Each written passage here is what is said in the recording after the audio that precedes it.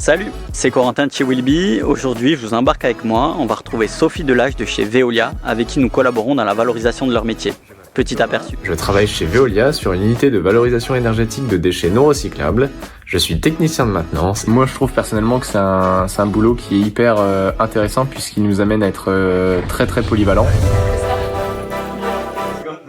Alors on a quelques difficultés à attirer les talents sur pas mal de nos métiers, des métiers qui sont généralement mal connus. On a aussi des enjeux liés à la mixité, à la fois parce qu'on est traditionnellement sur des métiers masculins et aussi sur une pyramide des âges qui a tendance à vieillir. Et donc on a aussi besoin aujourd'hui d'accueillir des jeunes dans nos structures. On ne connaît pas bien le monde des déchets, on s'arrête peut-être parfois au mot des déchets alors qu'en fait il y a une palette de métiers extrêmement large.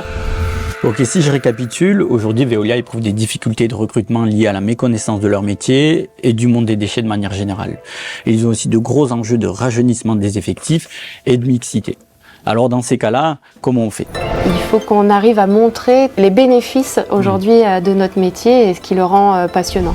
En clair, la découverte des métiers et de leur intérêt est une des clés pour des groupes comme Veolia, en particulier à l'égard de la génération Z, les futurs entrants sur le marché de l'emploi.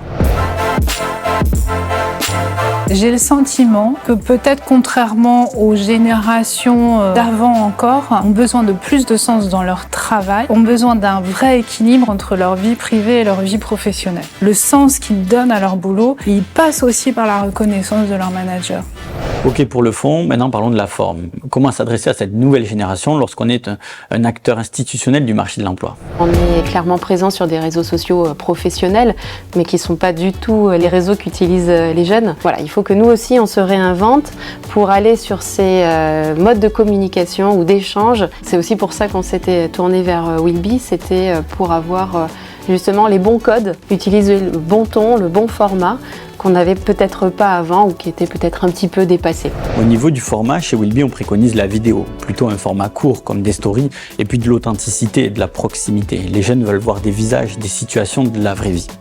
Alors on pourrait se demander pourquoi un acteur comme Veolia doit parler aux très jeunes. Effectivement, il faut qu'on arrive à montrer les bénéfices aujourd'hui de notre métier et ce qui le rend passionnant. Les jeunes qui sont en troisième, c'est intéressant que les entreprises aillent les chercher et le fait de pouvoir leur montrer quelles sont les activités des métiers, ça va leur permettre de pouvoir se projeter et de retrouver une motivation. Et la motivation, c'est ce qui fera qu'ils vont pouvoir réussir leur orientation. Exactement, c'est important pour nous, surtout à cet âge-là où on peut avoir rapidement une opinion sur un sujet, de leur apporter un éclairage complémentaire. Le plus tôt ils sont conscients de toutes les solutions qu'on peut proposer, le plus tôt ils pourront aussi eux s'engager et venir vers nous.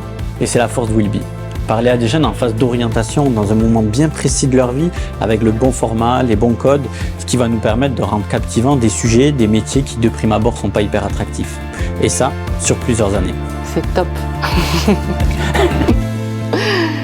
Non, c'est vraiment réussi.